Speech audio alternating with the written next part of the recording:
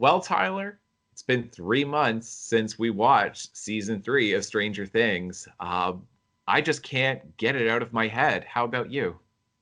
Yeah, it's amazing how nothing else has really happened in the past 3 months. Like we've just been in recovery mode ever since. That's right. Yeah. And then for a long time, nothing happened. And then Yeah. things started happening again. That's basically what we've got.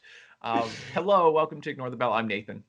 And I'm Tyler. So we are doing a wrap up of season 3 of Stranger Things. So we have done an episode by episode review slash reaction slash discussion of each episode within season 3. And so this is basically an overview of everything that we've seen in the season and our thoughts for the franchise going forward.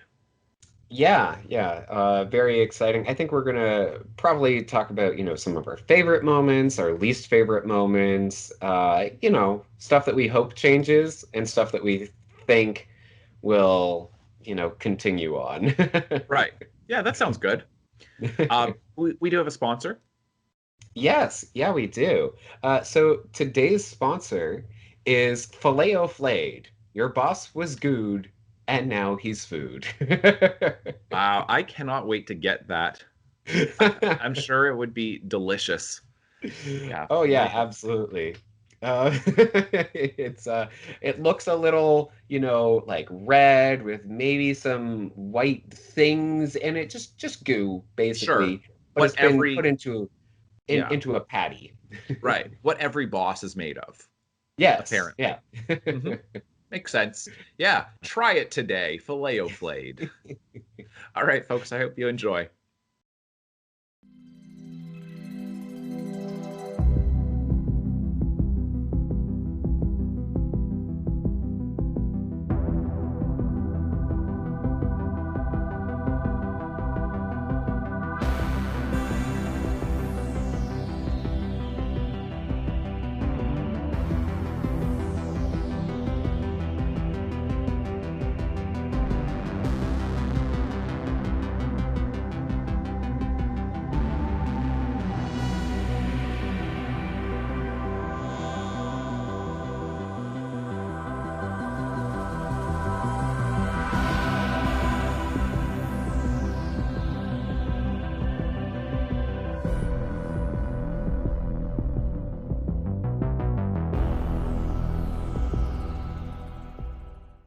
Stranger Things season 3. This is going to be an overview of it and basically a wrap up here.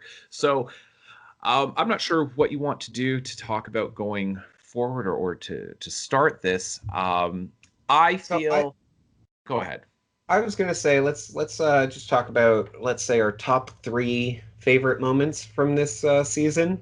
Okay. Uh, that might be a little difficult, but Yeah. or do you want to start with top three least favorite? I could definitely do the top 3 least favorite pretty quickly, but we'll start with the good. We'll start with the good. You're gonna have to go first though, because I'm gonna have to really think back on this. Okay, so one of my favorite moments, as ridiculous as it is the Neverending Story song. I just, it's so ridiculously enjoyable for me. It's it brings joy to me. Just it's so stupid and off the wall, but I love it. Right. It's one of those things like I don't know if you remember from the movie I Love You Man with Paul Rudd and I can't remember the actor's name, the guy who plays Jason Sidney. Segel.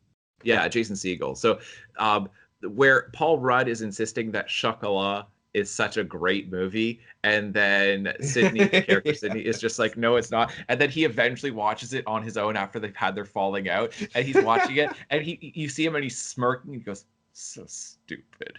Right. And Yeah. but he's really enjoying it, even though he's like, it's so stupid. But you can tell that he just loves it. I'm like, there's two ways to react to this season. You can either smile and say, it's so stupid, but you really enjoy it, or you can go, it's so stupid. Yes. It's one or the other. And yeah, that never-ending story moment, I know that you were smirking saying it's so stupid, and I was screaming saying it's so stupid. But there's no way anybody's watching that and thinking anything except for this is so stupid. Right. It's Yeah. just either stupid good or stupid bad. Yeah, it's really funny because I had seen your tweet regarding it Yeah, I before didn't mean I to watched the spoil episode. it. I'm sorry. Yeah, no, that's okay. Because then when I was watching it, part of the reason why I was smirking so much was because I was thinking of how much it offended you. Yes, it really did. Okay, that would make it more enjoyable, I'm Yeah. sure. I don't know, it did feel like such a Dustin thing, like it Uh, was so in line with his character to for some reason just have the never-ending story be this magical song that connects him to his girlfriend. right. Yes. Yeah, I get that. Yeah. All right. So that's one. One of my favorite moments was the last moments of Alexei or Alexi, Mm. and when he was at the fair, the carnival with Murray Bauman, and the whole discussion of American capitalism and its economic structure and how it gives the illusion of being fair, but it's not actually. And you get the metaphor of that through the carnival games, right? That Mm. they're all rigged, but it looks like it's a fair system, but ultimately the money is going to the owners. But then Alexi, wins the game, and then he thinks, no, America is a real place. The American dream is real. It is a genuine thing that can be achieved, and maybe I've got a future here because he's defecting from this communist government. And then he dies, right? And like he dies Yeah. with like woodpecker and holding him and all that. Like, yeah, I really liked that. I thought that was genuinely a really good moment in Yeah. the season. Yeah, yeah, and it's so amazing how that is. It conflicts so much with my, with the favorite moment that I've already listed. Right. It's like, how are these two things in How the are they? same show? Right. Exactly. That is exactly it. How are they the same show? But yeah. Yeah. All right, so my next favorite moment, I'm gonna go, more serious with this one, where Joyce and Hopper at the beginning when Hopper is like trying to ask her out. Um, that whole interaction and with like Joyce sitting alone at home after, even though she told Hopper that she was busy. Uh, that is really really well done. It's so subtle and yet you totally get where Joyce is coming from with the flashbacks to her and Bob and everything. Like Hmm. uh, it's fantastic. Yeah, I agree. That was one of my favorite moments as well. I really liked that entire series of scenes because it played out over Hmm. multiple scenes throughout that episode. Yeah. And it was not overwritten because most of the season has been just so overwritten where you've got dialogue where it's like it's really not necessary. We already got it. You don't have to actually verbalize it. Yeah. But that one was genuinely subtle and well written, and yeah, that was good. So I was gonna mention that as one of mine, but I'll give a different one. So, oh, I had another one in mind. I'll try to remember it, but the interaction, it was a fairly brief moment, but with Mrs. Wheeler and Nancy, when Mrs. Wheeler Mm. is comforting her after Nancy has lost her job at the newspaper, and then her mom explains how so many people, they just give up in the world and they just settle, and how Nancy shouldn't do that. And you kind of realize, oh, Mrs. Wheeler is talking about herself. Like it seems very Yeah. obvious, and it's again, it's subtle. It's not overwritten. It's actually a rare moment of good parenting that you get on the show, and specifically from Mrs. Wheeler because she's been just an awful parent. And Yeah. like I think this is maybe the first moment where she's ever demonstrated being a good parent. I mean, I guess there's been a couple moments here and there, but Yeah. um, No, it is absolutely fantastic. And one of the reasons why I love that moment is it brings the show back to its roots of this is small town, middle America, like average stuff is going on. It's yeah, not it's not all about, the Russians are invading the US and everything. It's such a small moment that works so well in regrounding the show, however briefly. right, absolutely, yeah. Um, all right, here, let me think. Uh, third favorite moment. Do you have yours lined up? Yeah, I do have a third favorite. So it's closely connected to the one that I just said, and that would be the fight that Nancy has just before this with Jonathan. And I thought that was also really well written because they both lose their job Yeah. and they're driving back. And it's basically they are coming from two different backgrounds in life. And the, I saw it recently. I think somebody was tweeting it out, but the real divide in America is not race, and it's not political ideology. The one that just remains constant is economic inequality. And Mm. there's such a massive divide between the wealthy, like the super wealthy middle class and lower class. I mean, like that, and that transcends race. Yeah. Because like, and that does seem to be like the big barriers that you get. And that's really what they're talking about. Like that's a big part of it because he's of course coming from such a lower class background, a broken home, like with a single parent, and Mm. he's not going to have the opportunities that Nancy has. But Nancy is also facing barriers through misogyny and systemic sexism within the workplace, and the fact that she doesn't want to end up in that middle class hell that she feels her parents are living in, but she also doesn't quite know how to escape that, right? Because she doesn't Yeah. want to escape down, and it doesn't even really seem like it's possible for her to fail down because she's got so many advantages in life where she is going to go to college, her parents can afford this. Do you know what I mean? Yeah. So it's like it's one of those things of she feels trapped in the direction her life is going, and Jonathan feels trapped, and it's just like, I guess you don't understand me, and I guess you don't understand me, and it's like, you're right, because that is very, very difficult to overcome that kind of a background. So I thought that was really Yeah. well done. And again, yeah, it is going back to what this show used to be. And this is why I'm so frustrated by the season, because it can still do that. And it does still Yeah. do that at times. And then it abandons it entirely. Yeah. Yeah. Um, Man, for my third moment, I want to say conditionally the um Hopper reading, like, or Hopper's dialogue of the letter. Okay. I think that his speech, like David Harbour did a great job of putting so much emotion into that reading of how difficult it would have been to say those things for him to, like we get so much about Hopper, I think, in that text, about how, like, I never knew that I could feel things again. I Yeah. miss when we used to like sit on the couch watching, westerns during breakfast, and the stacks of Eggos. Yeah. Like all of that, I felt like that's what should have been in season two. Like we should have seen more Yeah. of that. Yeah. Um, and and if Hopper were dead, which we had more or less agreed that he's not, I'm then it would have been a insisting really he's not. powerful moment. Yes. I It, agree. so conditionally, that would be my third favorite moment, and it's really frustrating that it can't even be a favorite moment because it's so undercut.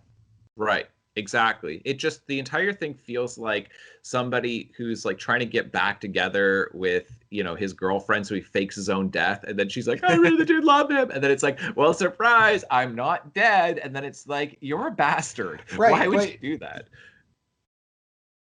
yeah, no, but it's frustrating because like Eleven didn't seem to bear any ill will, or not very much, toward Hopper this season. She had fully embraced him as her father figure. So Yeah, no, yeah, what I mean is that the writers to us, the viewers, it's we're yeah, going to make you feel something because we don't know how to make you feel unless saying that he's dead, but then he's not actually dead. And I'm yeah, like, other people are going to I'm sure end up on my side with this, where they're going to go, what the hell? Because people, I know that in The Walking Dead, that's when a lot of people turned on that show, is when Glenn fell off of the dumpster, Yeah. fell into the horde of zombies, goes underneath the dumpster, and then it's like, and well, I mean, like, well, you think that he's dead, and you think he's dead for a Yeah, while, and then it turns because out you that he's get not this dead. shot like of his face in pain Yes. with all the walkers, reaching down, Yeah. eating stuff. But it turns out there was another body that was on top of him that all the walkers were eating, and Right. yeah, it was we were cheated. We were Exactly. We were lied to. cheated. Yeah. Exactly. And that's the thing, is like, it's a lie. And it's not in earned surprise, and it's not, yeah. And then I know that people turned on Game of Thrones at multiple points because they did the same kind of thing, where you have characters where you insist, and it's like, it's kind of one of those things of like, you thought he was dead, didn't you? But he's not. And it's like, yeah, I thought he was dead because you made it look like he was dead. So Yeah. I'm not stupid, you're just a liar. From a Right. narrative Yes. standpoint or from a visual standpoint. So I think a lot of people are going to end up on my side eventually, but I think we're going to have to wait like a year and a half until Hmm. season 4, and then everybody will see, oh, Hopper's actually alive, and then they'll be Right. like, what? I was so upset. And some people are going to say, this is so surprising. Oh, what a well-written show. And I'm just like, Yeah. stop it, because then the more you applaud them for this, the more we're going to get junk like this. Yeah, yeah. No, I think that bringing characters back from the dead is honestly one of the worst things that is happening in Hollywood in general and in the film industry, that it just keeps happening over and over again to the point where there are no stakes to anything, where we can never believe Exactly. that anybody is really dead.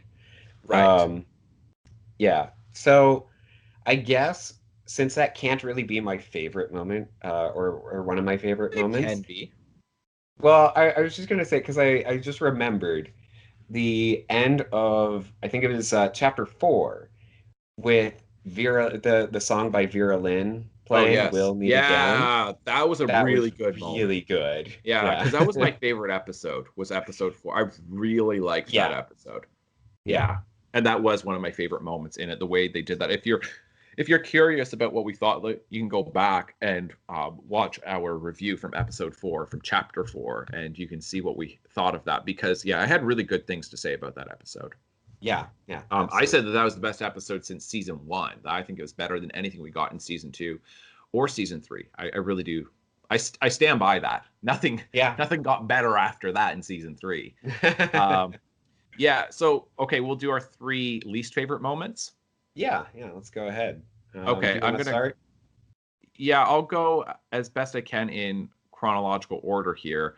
So the first one for me goes back to the very first episode, and it's Billy at the pool with all of the housewives, and it was I just was. so absurd. It was so stupid that they all are desperately trying to get his attention. They've been going there all summer. They're trying to have affairs, and isn't this funny? All these housewives trying to sleep with a teenage boy, and it's like, yes. Or isn't this, oh, so erotic? And it's like, no, it's really not. Like, whatever you're going for is failing and then some. I hated that. I've hated the entire thing with Billy.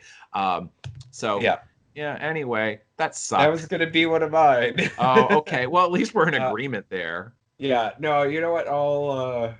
I'll take the scene with Mrs. Wheeler confronting Billy about why she didn't show up Oh, to meet yeah. him. And honestly, the more specific part is that we get another stupid fake out, like direct Yep. lying to us, where we see Billy smash Mrs. Wheeler's head, and Uh-huh. I believed it because we had never seen anything like that Right. before. And then you immediately undid it. I thought this show is going to do really bold things this season, and then oh, never mind, it's just going to be Exactly. the same thing. Yeah, That's exactly it. And that's what I'm saying with like the supposed death of Hopper, is that yeah, it looks like it's a bold move. But the yeah, thing is that it's a fake out and it's not actually bold. And they didn't even have the guts to follow it through in like for a year and a half until season 4. And then in a trailer, you get a little cut to Hopper in some Russian, prison. That like, but right. instead they give us that little teaser of no, not the American, this guy, right? And Hmm. it's like they couldn't even help themselves. And I feel like I hope that that was a producer and not the writers and not the Duffer Brothers who insisted on that. But I feel like Right. it was the Yeah. Duffer Brothers at this point. Yeah. I I just do I've too. lost faith in them. Um, Yeah. yeah. So okay, yeah, that's a good one. I like that because that was it's like it definitely feels like yeah. Remember like when you thought that he threw her into that thing, and it's like yeah, I thought that because you showed me that. Like how Yeah. am I dumb for that? Like you're just narratively like from a narrational standpoint, you are an unreliable narrator, Yeah, right? and I mean the broader context there too is I guess Billy has some really strong feelings for Mrs. Wheeler. Oh yeah, that he's doing everything he can to protect her and overcoming this yeah thing. Mm. Um, so for me, one of my lowest moments, which is unsurprising, would be the never-ending story. It's specifically I could have handled them singing the song, but the things that were most offensive to me were turning it into split screen, Yes. which Yeah. was just it's like oh this is a music video, this is like complete silliness now because if it was just them singing then okay if they're singing it and you're intercutting between them but the split screen with the non-diegetic music that comes in right Yeah. like we've talked before like I know that you have an appreciation for musicals and I hate musicals so much I cannot handle Yes. them like when people just randomly start breaking into song and dance and then it's like where the hell is this music coming from right like that pulls me out of a movie so quickly and that's exactly what this was it's like it's no wonder I hated it right Right. Yeah. like Yeah. it's very consistent Absolutely. with my That's taste very true. Very true. it's like we literally Um, got a musical I hate musicals I did not yes. watch Stranger Things for a musical but okay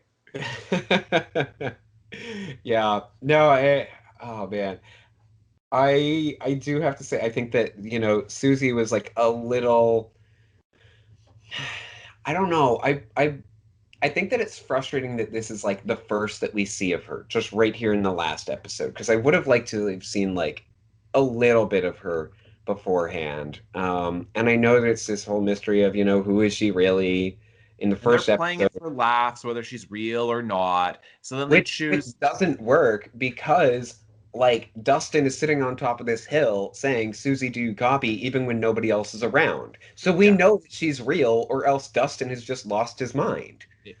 agreed agreed and the whole thing is if you're going to play it for laughs do you really think that the best moment to do the big reveal and the big comedy moment that she is real is like when it's also super serious and it's like you're trying to save the world but at the same time it's like ah, she is real oh jokes Yeah. on all of you guys like it's just the placement of it is so weird Yeah, absolutely. Um, yeah, so that does, kind of bother me. And I feel like, we could have had we honestly we could have had her instead of Erica. And I think it would yes have been much better, much stronger. right And we didn't even need to have her, be literally right there.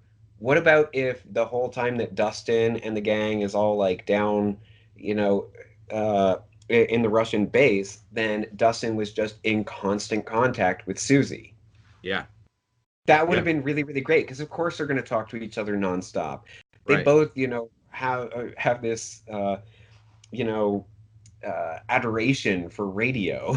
yeah yeah So I don't know. And she would have had some more insights, like some of the exact same things that Erica says. Like you're could have right been from she Susie. essentially was the same character as Erica with like this mathematical genius who can, this like, oh, this utilitarian character. Yeah, yeah. Yeah. Um, so I just think that that could have been condensed into one character and would not have been quite as frustrating as, having Erica there the entire time being too cool for the show. Right. All right, so another least favorite moment for me is the Gravitron with the mayor and the Russian. And I mean, Mm. honestly, like the carnival setup and everything, but like the Gravitron just turning on, Uh-huh. immediately getting up to speed, the glasses flying off. the Russian being seemingly completely unaffected by all of this. Like, Yes.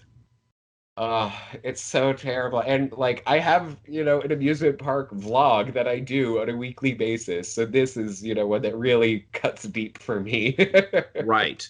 Yeah, they misuse the gravitron thing so much in this. Like every time we saw it, it was being misused. Yeah. Like when Joyce and Hopper eventually get on, and then that Carney woman who's such a caricature, she's like, like, oh, get to the wall, Magnum, and she shouts it Yeah. at him because, of course, he looks like Tom Selleck, Magnum PI, Right. right? Yeah. And so then, um, they do that, and then like you see it starts, and then like they're holding hands because it's so scary and it's so intense, and I'm like, no adult is scared on that ride. And even if you are, not when it's first getting going. When it's first getting going, you can walk around for a good like 20 seconds before you're even really feeling much. Yeah. Yeah. Yeah. Like, but yeah, It's no, just immediately they're holding hands as if it's the scariest thing in the world. And it's like, you guys have been facing off like gunfights with Russians and whatever, but the gravitron is freaking you out. Okay. Yeah. Yeah. Yeah, That was bad. that's a good one. Um, my third one, and I don't know if it's your third one or not. If so, then I'll choose a different one. But it would be the Martha moment where Yeah. Billy dies. So 2 out of 3 of mine involve Billy, and this is where he dies. And number one, as if we're supposed to care about his death, which I think a lot of people just don't, and he's not sympathetic. And I mean, there's a reason why on the first episode, like, during our podcast review of it, then I said like, "Oh man, it looks like Billy is actually going to be dead and this is going to be fantastic." yeah, Because it just I don't care about his character.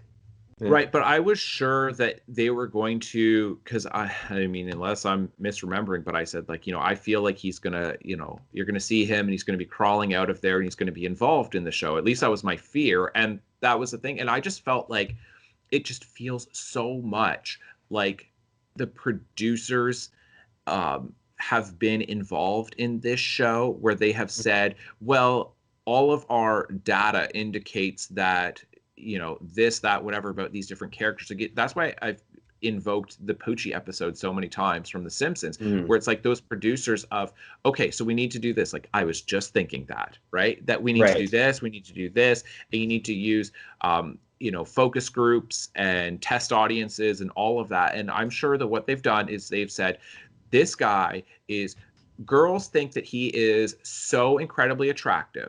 So we have to have him on the show as much as possible, wearing as little clothing as possible. He always has to be, bare Yeah. chested and sweaty, where it's like he's oiled up, and he's like, because it's Stranger Things is horror, and you've got monsters, and like 4 of the main characters are boys, right? And so it's like, well, we need to get girls interested in the show. How do we do that? Well, it'll be basically just be like, whatever those teen magazines are, with like all like the teen heartthrobs, like the boys on Right. there, right? Like Yeah. that's what it feels like. It's just Yeah. like, well, just it's such pandering of just throw in a really attractive guy and get him to wear as little clothing as possible. And it's like, I'm offended when they do that with female Hmm. actors, just as much as when they do it with male actors. I'm just like, I don't know. It Yeah. just, And it's because I keep seeing an ad for Stranger Things 3 on Instagram, and it's video, and I watched it the one time because I was like, okay, yeah, let's see, what they say. And it's a bunch of different interviews with the cast, and they're saying different things about what the season is like, right? Like, just quickly say, okay, what's going on in this season. And one of the actors says like, well, you get to see Billy with his shirt off a lot more. That's in the ad, like, in this yeah. short little video. That's what I'm And saying, I'm because just they like, know that oh. people will tune in. Because I remember this after season 2, seeing on Twitter, girls were going crazy over how attractive he is, and it's like they Yeah. it didn't matter how despicable of a character he is. It's just he is so attractive, blah blah blah blah blah, and they just loved that. And so that's why I'm looking at it going like, they're not going to kill him off at the beginning, because you know you want girls to continue to watch, and like he's the ultimate bad boy. It's Right. just, it's so insulting to teenage girls and young women to do that because it's just like, what a joke. Like it's that is the stereotype of, every girl like falls for the bad boy and she just wants to fix him. And if only someone could tame him, you know? Hmm. Yeah. Like, and I'm just like, oh, really? That's what you think of girls? And it's like, and then when girls fall for it, I get frustrated because I'm like, they think you're that shallow and that stupid. And it's like, but I am. And it's like, okay, got it. Yeah, yeah. No, I mean I had said this before, like that if Billy died, I'd probably be like, "Yay!" And that's basically how I was reacting during the last episode, Yeah, except that they were playing it up so much of, "Oh, he's sacrificing himself," that I just ended up like rolling my eyes. me too. You I know? rolled my It eyes was, through that entire thing and this whole thing of the reason why he does it is because he finds out that his like 11 reminds him of just how attractive his mother was. And then it's like, yeah. she was so pretty. Now I need to lay down my life to save you guys because at one point my mom was really pretty and we had a great day at the beach. Therefore, I'm now stronger than the mind flayer and I will lay down my life to save everyone. Okay. Yeah. Yeah, that just Um, sucked. It yeah. sucked not because it was like silly, like with like because like my two other ones, like Billy at the pool and then the never ending story, that was just silly writing. This was attempting to be sincere, but it was just bad. Yeah. Yeah. Um, Yeah, for my third least favorite moment, man, I don't want it to be like also, amusement park related, but like the firework bombs, Huh. they're so awful, and like the fireworks in general, where they seem to have sped them up and removed any smoke with all these CG effects, like it's just it really bothers me because I'm just like that's not how fireworks work. You are Yep. you're so frustrating with this. So I kind of want to say that. Um, at the same time, I don't know, like there are other moments that are really bad. Um, I think for now I'm going to stick with fireworks, but I Sure. reserve the right to change that later. Sure. I mean, there's all the ones with like Murray Bauman where he's got perfect insight into every couple he ever meets Oh, immediately. yes. Oh, yes. Oh, yes. I'm sorry. The Burger King uh product placement. Sure. That's a good one. Awful. Yeah. Yeah, Product placement in general, but the Burger King placement was right. especially just. Yeah. Right. Okay, so let's talk because this is something that I want to talk about. Basically, here's where I'm at with the series in general. Hmm. I hated most of season two. It had a couple moments where I was happy. I hated even more season three, except for some moments that I really, really enjoyed. Yeah. The reason why I am so frustrated with this and I don't have much hope for the series going forward is that you're getting the if you're looking at the balance of things like sincere to silly, then it is just the silliness is just like we're getting way way more like it's being weighted down by so much silliness and the sincere Hmm. moments are being removed, right? You're just in terms of an episode, the ratio, it's not like you're getting like, oh, that was 95% sincere but there was that one silly scene. It's that Yeah. they're really firmly entrenching themselves in this whole, it's becoming a really absurd show. Um, but the reason why it frustrates me is because of how good I think season one is, or specifically Hmm. how different season two and season three are from season one. And one of the things that makes season one so good is that um, it feels anachronistic. And what I mean by that is it feels like you are watching a movie from the 80s, but one that Hmm. just got lost. That, oh, we Right. just Yeah. found this. This is an 80s movie that we just found that nobody ever saw. Hmm. And then season two and season three, they don't feel anachronistic. It doesn't Yeah. feel like something that you would watch in the 80s. It feels very much in step with the style that we get today, right? Yeah. With the characters and the emphasis on all of these different things.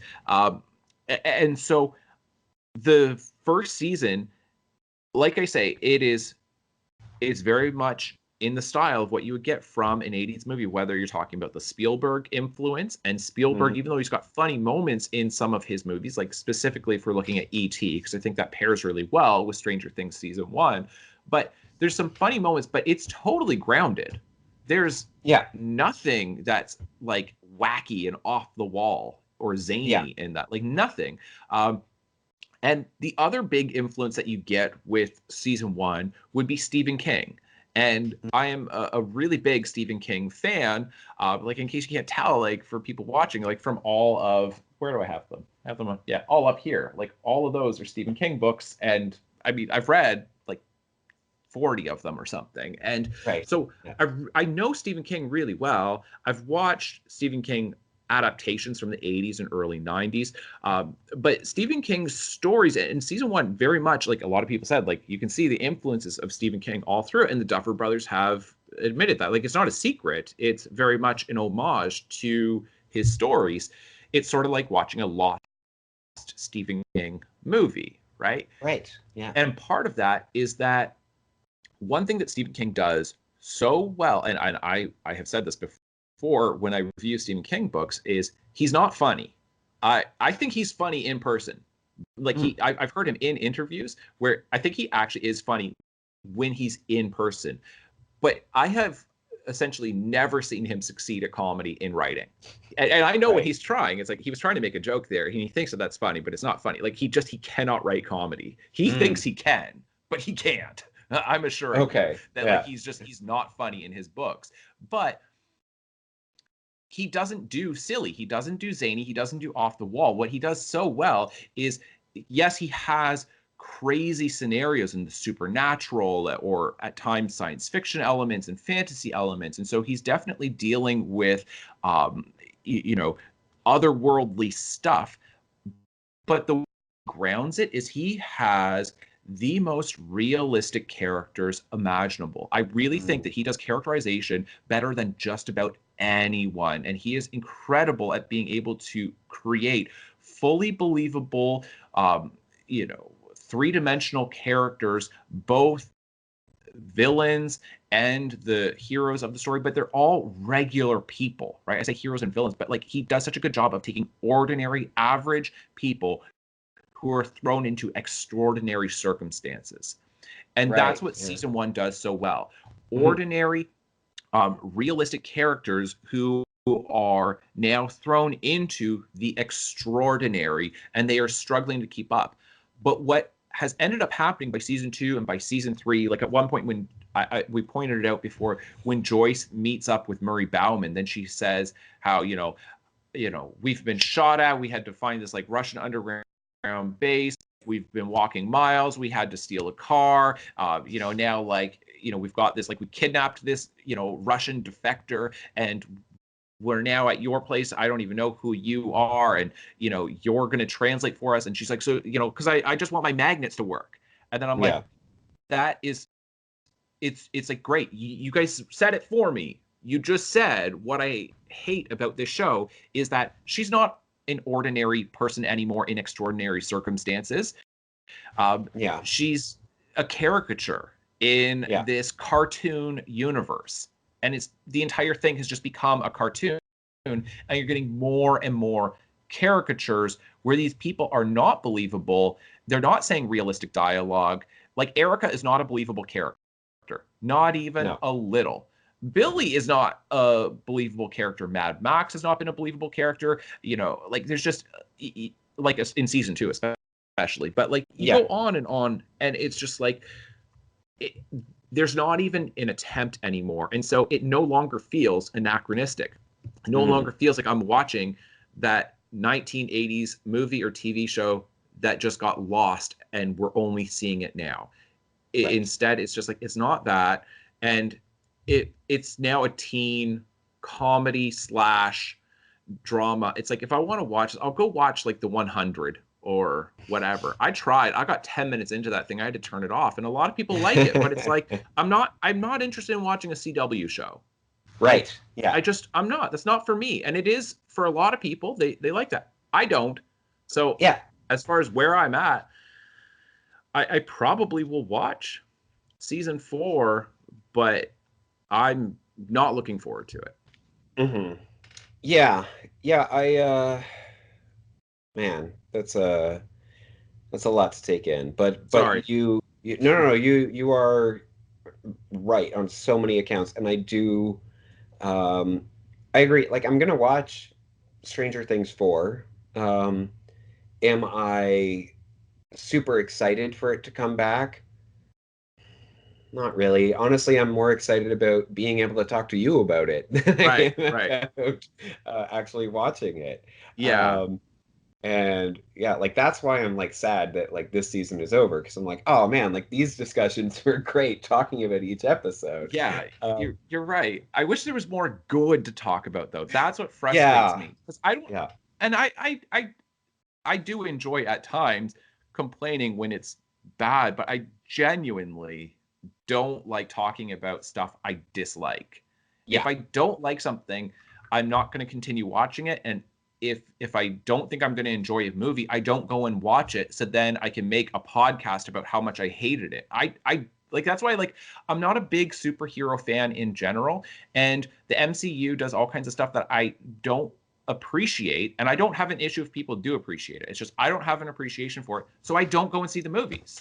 yeah, Like, yeah, and that's where I'm just like, but it is, but I really do enjoy these discussions because we've been able to find all this good in there, yeah. and then we complain when it's bad. And I like the fact that we agree on most of this, and I hope that most people do agree, but I don't think they do. I feel like this thing's Right. being really well received. Yeah, yeah. I don't know. It's definitely got a lot of people watching, but I haven't looked at like any reviews or anything to see how people have been reacting to it. Well, Uh, I guess like what bugs me is how is it that Stranger Things 2 and then now Stranger Things 3, how is it that the Duffer brothers are not getting just lambasted the way M. Night Shyamalan got mhm. so heavily criticized after I don't know when it started turning. I think it was The Village is when people really started turning on him. Yeah. And then kind of from there, then people just were, yeah, like he just became synonymous with hack director. But even those movies were a lot better than this. Yeah. Yeah, I'm I'm really curious if like I don't know. I kind of want I want season two to have been with a different set of characters. Because as much as I love the characters in Stranger Things 1, I think that it's all about discovery. It's all about, learning Yes. how these Yes. characters interact. And with a name like Stranger Things, you don't need it to be tied to these specific characters. And I feel like they've run out of ideas for what to do with most of these characters. Like Steve is doing nothing, essentially. He's working. Um, and like That's Will such a is great point. Yeah. Will is some kind of sort of upside down detector, but not really. Right. 11, they're like, oh, she's too powerful. What can we do? Take away her powers, which is the only interesting thing that's really going on with any of these Yep. characters. Yeah. Um, so I think it would have been a bolder move, a braver move, but probably a better move to have just gone with a completely different cast and a different. Uh, I mean, you don't necessarily need to do like a different time period, but you could Right. like just take this concept of there's the upside down and then there's our world, and let's see how they interact. You can go crazy with that, and I wouldn't have a problem with the whole Russian spy Yeah. thing going on if it were with a different set of characters. The fact that everything keeps taking place in Hawkins, I think, takes away from it. The fact that, Yeah. they're like, oh, let's see what other powers, people could have developed. Right. She's going to sit like 75% of the season. I think that all of that gets resolved if you just say, okay, let's take a different angle Yeah. and look at this world, this universe that we've created, the story world, from a different angle, from different characters' perspectives. And then you can do more interesting characters that people wouldn't automatically hate because they're not clashing with the characters that we love. You're not changing the characters that we love. Yeah. Yeah, that's a really great point, that there is just so much more that they could do if they just went outside of these characters. And like, I'll point out, there's a when you were saying this, then this is not even uh, an unheard of thing to do anymore. Mhm. So I've got two TV shows that I know do this. So one of them is American Horror Story. So Right. every season, it's sort of an anthology show, but every season it's like, for that season, these are the characters that you get for this season, and then you get these characters for this season, and then you get these characters for this season. Or so I've only watched the first season of American Horror Story, but I am familiar with the way they switch it up. But then the other one that I have watched, although I haven't watched the third season of it, but is Fargo. So Mm. Fargo, the TV series, and it is amazing. It's so, so great. And so the first one takes place, I forget what decade it is. I want to say maybe the 90s, but I can't remember. But in any case, the first one takes place then, and then uh, the next season takes place, I think, in the 1970s, but I forget. And so you do get a little bit of crossover of like, oh, the character in, this one, then that's like he's an old man in this one. Right. Mm. And so, like, you Yeah. still kind of see some of the characters, and it's still the same story universe, but not Yeah. all of them cross over, and you're casting different people for that. So, because Yeah. Stranger Things would be cool if you did that Fargo approach, where it's like, all right, this is what was happening in the 1980s. And then it's like, let's jump forward to the 2000s. And Hmm. these experiments, started up again with a different group Yeah. of characters. And maybe 11 does show up in some way, right? I was gonna say that. Yeah, that would be really, really cool.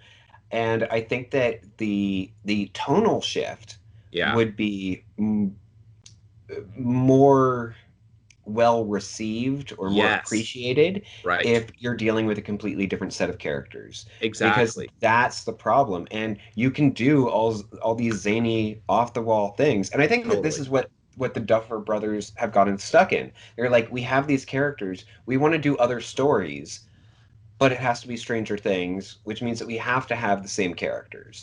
And it's just not working because they're like, oh, we want it to be more comedic. It's like, well, yeah, you can do a comedy if you really want, but as you've said, get comedy writers, and also just don't use the same characters that you've Right. already attached all this drama to, all this Correct. tension.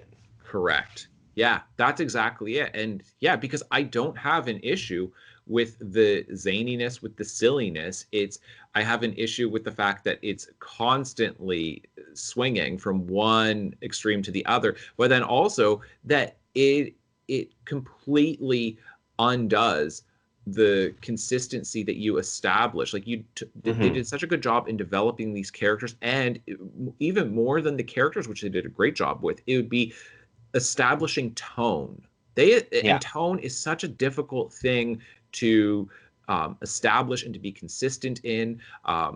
It's just, I find it's one of the hardest things to teach, and even to right. study, to explain why is it that this one has got, like, a serious tone, a dramatic tone, or a comedic tone, when it can be the same line of dialogue, but it has to do with sound editing. It has to do with video editing. It has to do with pitch and tone of dialogue. Yeah, You know what I mean? There's so much that it's like, you can have the same script and make it funny, or make it serious, or make it scary, depending on all those little touches that you're doing to it. But they were so good at establishing this tone in the first season, and then yeah, they abandoned that, but they're doing it in the same town with the same characters, essentially within the same timeline. And yeah, that's where it's like, what? yeah. And now they're stuck. Now they can't They do anything sure different are. for like Stranger Things 4. Like there would be an uproar from everybody. Yeah, and I think because like I don't understand the reason why I'm saying I think that season 3 is being well received is that season 2 was well received, and I don't understand why that is. Right. Yeah.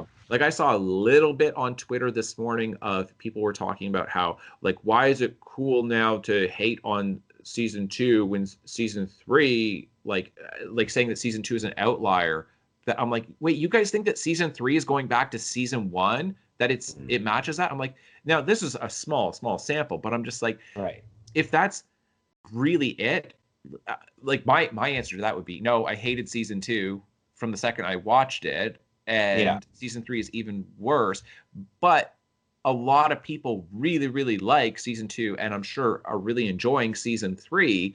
And Right. so I think there's more people who like what they're doing now than who dislike it. And so that's where, like I say, that's where I kind of got to with Star Wars is Hmm. I it's I don't like what it's doing, but I understand that a lot of people do like what the series is doing. So at this point, Right. I'm just like, then it's not for me. So I should just stop watching instead of watching and complaining that it's not what I want. Yeah. That's where I feel like with Stranger Things, it's like, well, you guys are doing something that's working for a lot of people, and that's fine. It's just it's very different from what you guys were doing. So I Hmm. guess I'm done. Yeah. Yeah. Um, all right. So, but as we said, we are going to be watching Stranger Things 4, I'm sure, when it does eventually come out.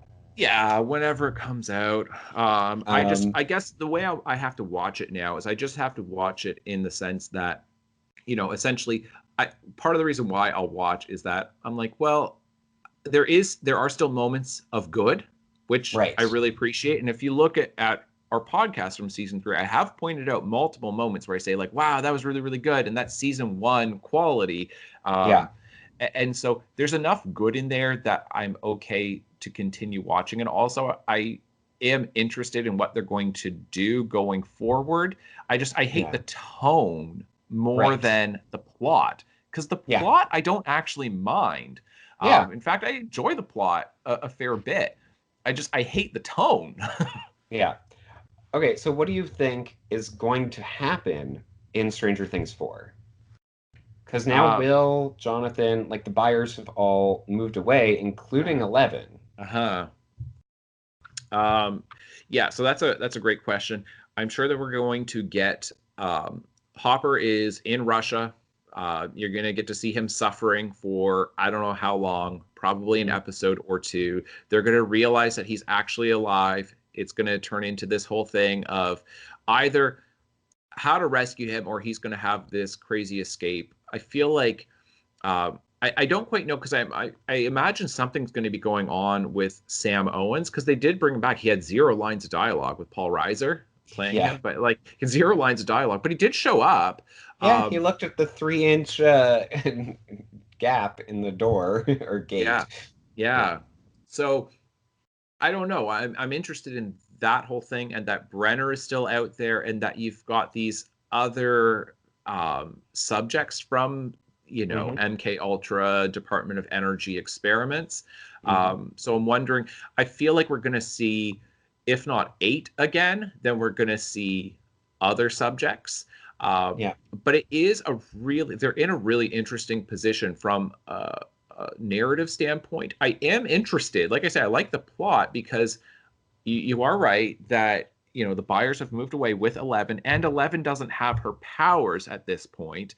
So Hmm. I'm sure a big element of season 4 is going to be how does she, how 11 got her groove back is, Right. it's Yeah. going to be like how does she get the powers back?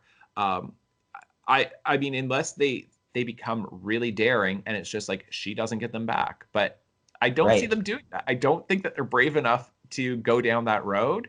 Yeah, I think the only way that that would happen is if they wait until even like I'm gonna phrase it as the mid-season finale, Mm, where, something happens and then she just uses her powers like crazy, and everybody's mind is blown by the fact yeah, that they're suddenly back. right. That it's either gonna be like something like that, or season 4 is probably gonna start with, her kind of starting to get her powers back a little bit. Yeah, because maybe that's what they're gonna do is that this whole thing of she is slowly working her way back up. That Hmm. because she became so powerful that it's like, well, then we've lost a lot of the tension. That if she just Right. becomes so powerful, then the only way going forward to deal with this is that, well, now it's like 100-foot tall mind flayer, right? And Right. it's like, Yeah. yeah, it's tough when you do that, because then it removes, when you're rewatching earlier seasons, then it's like, then the tension kind of goes away there, right? Then Yeah. it's like, if you just continually up the stakes. But another way of upping the stakes is to have her lose the powers and then slowly have to work her way back up. So then it's like, we don't know how strong she is.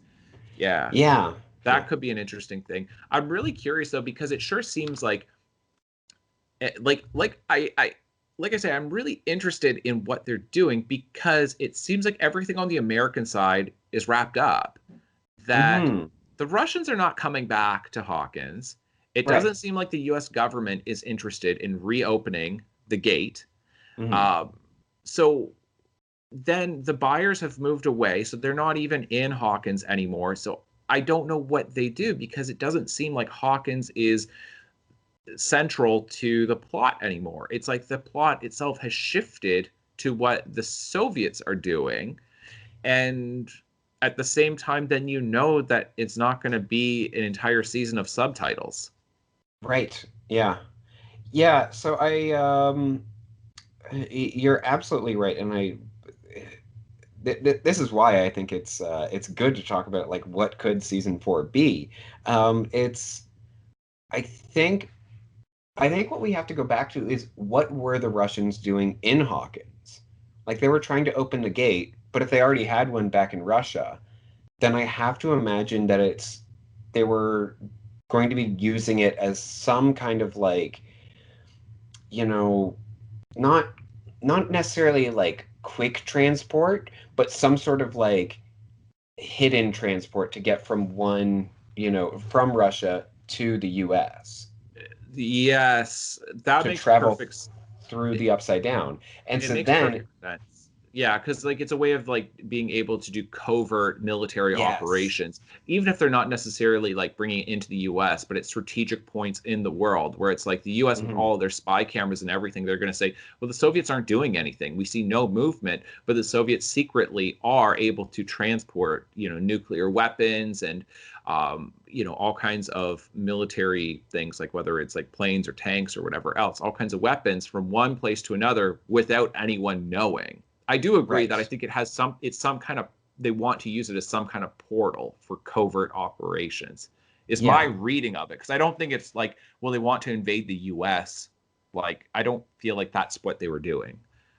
Yeah. So I'm wondering if, in season four, we might get them, like the Russians, trying to open the gate from the other side. So from the upside down. Oh, yeah. That's a good point. That is an interesting idea.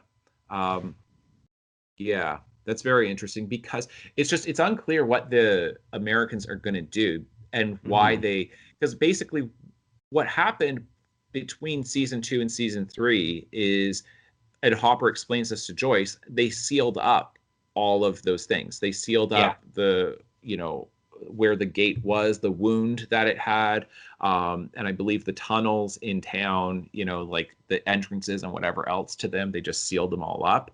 Right. Um, so now that they've got this, Soviet base underground, like, are they going to seal that up, or are they going to, man this? But the reason why they didn't have, like, why they abandoned the Department of Energy building, is because there was too much attention on Hawkins.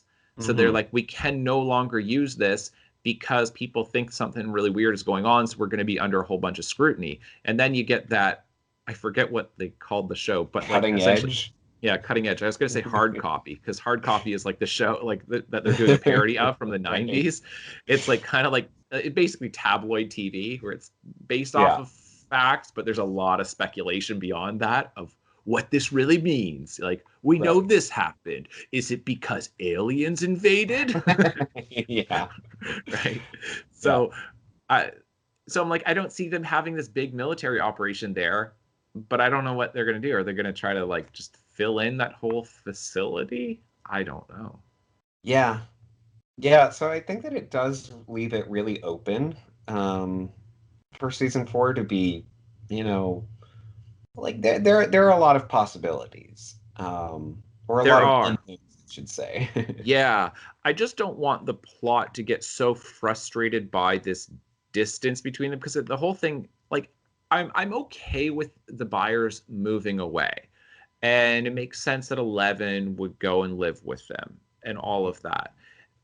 But I don't want them to spend multiple episodes in season 4 bringing them back where it just takes Well, forever. It's like start at the appropriate place. I think that we're going to have something similar to what we had at the beginning of this season, because, Mike had talked about, like, oh, yeah, so I'm definitely going to visit, for Thanksgiving, and you can come back here for Christmas. I think they're going to do it around another holiday, that, like, the entire going to take place over Mm. like a week or something, or around some kind of holiday. Oh, okay. And Yeah. and maybe, because we had talked about this before, maybe Dustin is not there because he's visiting Susie, Mm. um, or Susie is visiting. Who Yeah. knows, one way or the Yeah. other. Um, but because we had talked about, like, Dustin not really having anything to do anymore. Exactly. Yes. Yeah, so I think that that could be like the premise, and I think that that would be how we find out about what the next season is going to be. Um, Yeah, that makes a lot of sense. And I hope that that is what they do. It's just I feel like season 2 took a long time to get going and season 3 took a mhm. long time to get going. What I mean by a long time is it's like almost like 2 hours of runtime before you're really getting much of anything. Like it wasn't until Yeah. episode 4 in season 3 that you really had full plot from beginning to end, because Right. there's a whole Yeah. bunch of fluff in the first 3 episodes. And that's what I'm saying is like that's my concern is I like the tension that you're getting from the fact that they've moved away and we don't know where Hopper is. And it doesn't seem like there's a lot going on in Hawkins, but the Soviets are going to be up to a whole bunch of stuff. It's just, agents talk about this all the time in the publishing world. It's you need to start your story from the right place. Yeah. And I've heard it like with I forget, I think it was Kurt Vonnegut who explained this with short stories, that it's like, well, where do you start your short story? It might not be Vonnegut, but I believe it was him. Where do you start your short story? And the answer is as close to the end as possible. Yeah. And Yeah. that to me has got to be it. Don't start at what you think is the beginning. Start as close to the end as possible, and you can kind of fill in some of that backstory if you need to. It's like, Yeah. wait, how long has this been going on for? Well, I first noticed it, blah, blah, blah, blah. And you could even have a flashback, but start it in the appropriate place. Yeah. Yeah. Absolutely. I mean, there's, the common expression in filmmaking, specifically in regards to scenes, but it works for any story as a whole, of start late and early. Um, that's just what you have to do. You don't start the scene, with an empty room and then somebody walks in the door. You Right. start with them, like, either, opening the door and start and talking as they're opening the door, or Yeah. they're already in there doing something when you get started. You don't start with the empty room. And I feel like that's how, you know, season three especially started. Yes, I agree. It definitely started with the empty room. And then the other thing too is that in screenwriting, especially in screenwriting, uh, then every scene has to have a purpose. Hmm. Like you have to have, and I know like in publishing, then they talk about this within a chapter. Then it's like, well, your character has to be trying to accomplish something within that chapter. Right. If they're not trying to accomplish something, or if you don't know what it is that they're trying to accomplish, it probably doesn't belong in the story. Like it's fine in the story universe, but it's not part of the plot, so you just don't write that section. You just Right. skip over that. And Yeah. I feel like it's so much of it. in season 2 and season 3 is just it's bad writing, and it's frustrating because the Duffer Brothers have established that they can write really well, because you see that in Yeah. season 1. So it's one of those things where it's like, I wouldn't attack some, debut writer or somebody who just doesn't have a ton of experience if they've never established that they can do things really well. It's just like you Yeah. point out the good and you're like, yeah, there's some areas of growth there, but there's no point in just like slamming somebody if they just don't have this ability up here yet. But when you Yeah. see people who can write like this, and then it goes down to this kind of tier, then I think we should demand better writing. And I part of it is it's I just question what is happening here. I'm very curious. How much influence are our Netflix producers having on the Hmm. show? And I've never heard anything about Netflix shows where it says that the producers are actively involved and really try to steer things. Because I know that happens on network and cable television, and certainly within Hollywood at big production Yeah. companies. But Netflix seems to be um, the outlier in this, where they have a different approach, and they've had a lot of success with that. But it doesn't feel like that unless the Duffer Brothers just, they either didn't have anything after season 1 and they weren't going to turn down season 2 even if they didn't have an idea, Right. right? They're just Yeah. like, I mean, I wouldn't. Um, Right. Yeah. like I mean, it's one of those things of like, it is so difficult to ever get anything produced that you write ever, Yeah. that if it does actually go into production, uh, even if the quality isn't good, and I've heard writers talk about this before, and they're working on a show and they know that it's just not as good as it used to be, but it's just one of those things of like, yeah, but I needed the job, Hmm. and I wanted to continue working, because it's a feast or famine world in being a screenwriter. It's, Yeah. you can go years, like Vince Gilligan, who wrote Breaking Bad and now does Better Call Saul. Then he was a writer for the X Files, and then he had nothing for like 5 years. Yeah. Like, I mean, the X Files, a good writer on the X Files, and then nothing, and he was about to quit.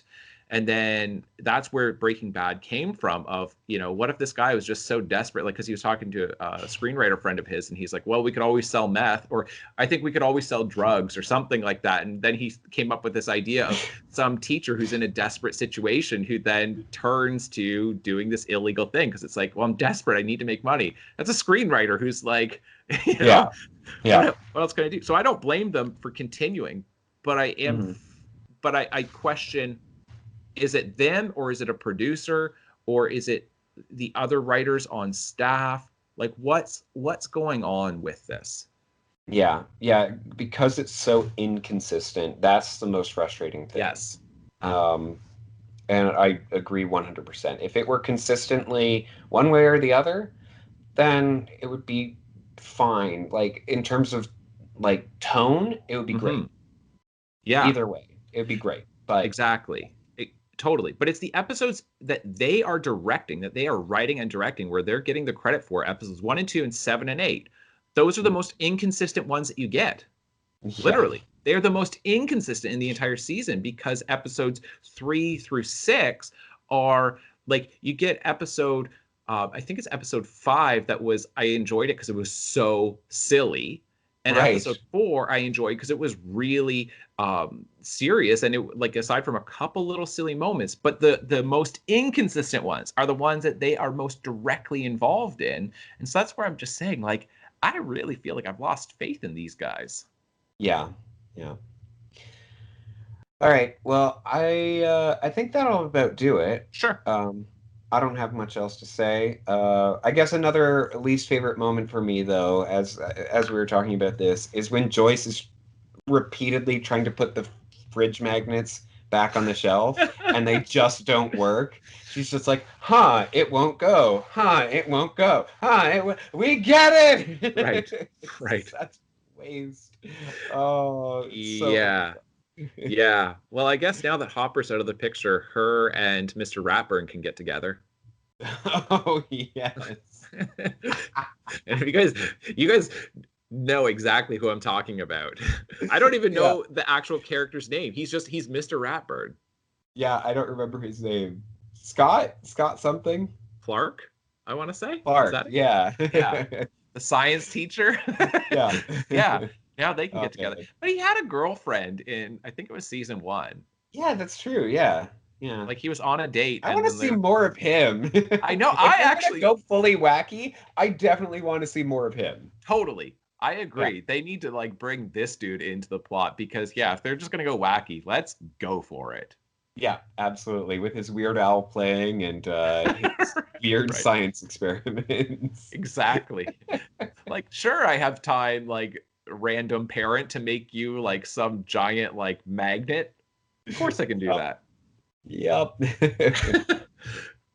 All right. Well, yeah, we'll do like it's going to be a long time, I'm sure, until we get season four because it wasn't a year and a half between season two and three. I think so. Yeah. Yeah. Because Yeah. So it was released in October, but not this past October. exactly. Yeah. So even like getting close to 2 years. Um, so I imagine that we're going to get a big delay. So probably not December of 2019, but maybe December of 2020. Yeah, yeah, I could see that. Yeah, I think And probably because like the announcement will come out in December of this year. yeah, Just letting you know that, hey, it's going to take place around Christmas. right. Yeah, I do imagine that's probably what we're going to get. So, set your calendars, folks. Ignore the bell. December 2020, Stranger Things season four, if we're right on that. But I imagine that's probably what's going to happen. Because yeah, we'll watch it and we'll talk about it. I don't know if I'm going to be up for doing an episode by episode review, but maybe Yeah. if I get a good year and a half off from this. Hmm. I might develop the stamina again to do this. Yeah, yeah. I Let us know enjoyed if this. you Go ahead. Yeah, let us know if you want us to do this again. Because this was really fun for us. But I mean, obviously, you guys are the ones watching, and yeah, Yeah. if you're enjoying it, awesome. If you're like, oh, you could just do one for the whole season, then you can do that too. Like, just let us know either way. Yeah, and I mean we can do that with other see like different Yeah, TV series and whatever else, and we can do an episode by episode of other things if there's demand for that. Because I did really enjoy this, and I found it easier to do than trying to do an entire season because like there was just yeah. so much that was going on with this and trying to keep track of it all. I actually liked staggering it where it's like Yeah. watch discuss, which doesn't happen in the era of binge watching. Hmm. And so to Yeah. kind of like go back to that a little bit, even though it was like once a day, but it was still it's been a fun experiment. Yeah, absolutely. Yeah. All right, folks. Thank you so much for watching. Feel free to comment below. Bye. Hey. Ignore the bell, people. We're gonna keep going. We're still ignoring it. Don't worry. I, I don't know what that. I think that's the fire drill. All right, we're gonna go home. Yeah. All right, we're done.